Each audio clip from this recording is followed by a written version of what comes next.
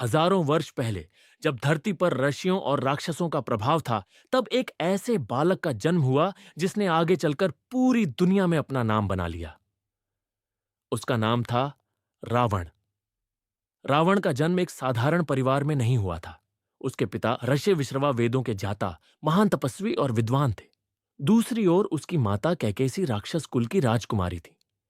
कैकेसी चाहती थी कि उनका पुत्र अत्यंत शक्तिशाली बने और राक्षसों के गौरव को पुनः स्थापित करे।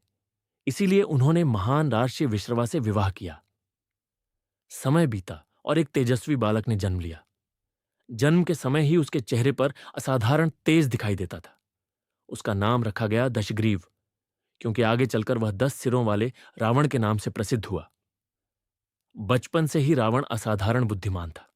उसने वेद, शास्त्र, राजनीति, युद्ध कला और संगीत का गहन अध्ययन किया।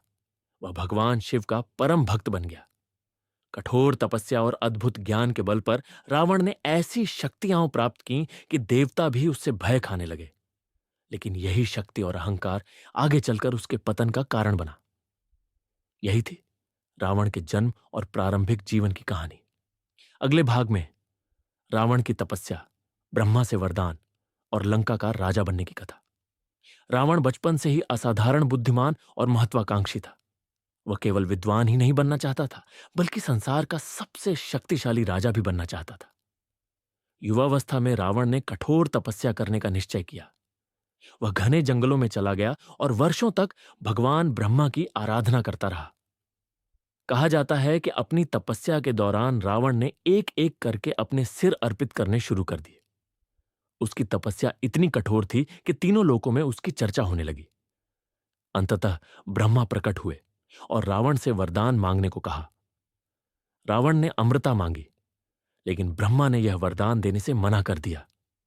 तब रावण ने देवताओं, दानवों और अन्य शक्तिशाली प्राणियों से अजेय होने का वरदान मांगा।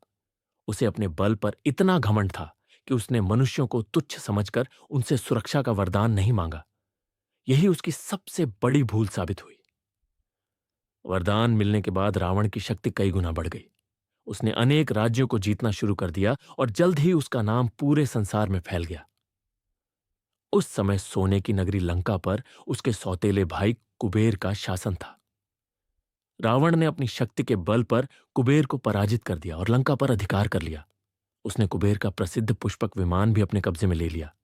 अब रावण लंका का राजा बन चुका था। उसके शासन में लंका अत्यंत समृद्ध थी। सोने से बने महल, विशाल भवन, चौड़ी सड़कें और शक्तिशाली सेना। लंका उस समय दुनिया के सबसे वैभवशाली राज्यों में गिनी जाती थी। लेकिन जैसे जैसे शक्ति बढ़ी, वैसे वैसे रावण का अहंकार भी बढ़ता गया। उसे लगने लगा कि संसार में कोई भी उसे पराजित नहीं कर सकता।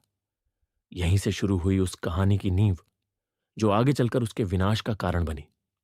अगला भाग रावण का परिवार, मंदोदरी से विवाह और उसके जीवन की महत्वपूर्ण घटनाएं।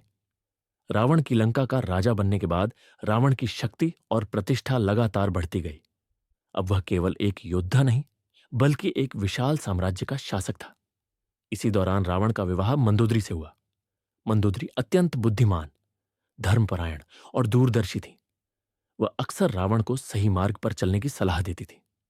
समय बीता और रावण के कई पुत्र हुए। उनमें सबसे प्रसिद्ध था मेघनाद। मेघनाद इतना शक्तिशाली योद्धा था कि उसने देवताओं के राजा इंद्र को युद्ध में पराजित कर दिया था। इसी कारण उसे इंद्रजीत कहा गया। रावण का भाई कुंभकर्ण भी अत्यंत बलशाली था, जबकि विभीषण धर्म और सत्य का मार्ग अपनाने वाला था। रावण के पास धन, शक्ति, विद्या और विशाल सेना सब कुछ था। वह महान विद्वान भी था। उसे वेदों, ज्योतिष, संगीत और राजनीति का गहरा ज्ञान था। लेकिन धीरे धीरे उसका अहंकार बढ़ने लगा। वह अपने आप को तीनों लोकों का सबसे शक्तिशाली राजा मानने लगा। उसने कई राजाओं और देवताओं को चुनौती दी। उसके दरबार में कोई भी उसकी बात का विरोध करने का साहस नहीं करता था। हालांकि मंदोदरी और विभीषण बार बार उसे विनम्र रहने की सलाह देते थे, लेकिन रावण अब अपने घमंड में डूब चुका था। उसे लगने लगा था कि संसार में कोई भी उसकी शक्ति को चुनौती नहीं दे सकता। यही अहंकार आगे चलकर उसके जीवन की सबसे बड़ी भूल का कारण बना। एक दिन उसकी बहन शूर्पणखा के साथ हुई एक घटना ने इतिहास की दिशा बदल दी और रावण को उस युद्ध की ओर धकेल दिया जिसने अंततः उसका सर्वनाश कर दिया। नाश कर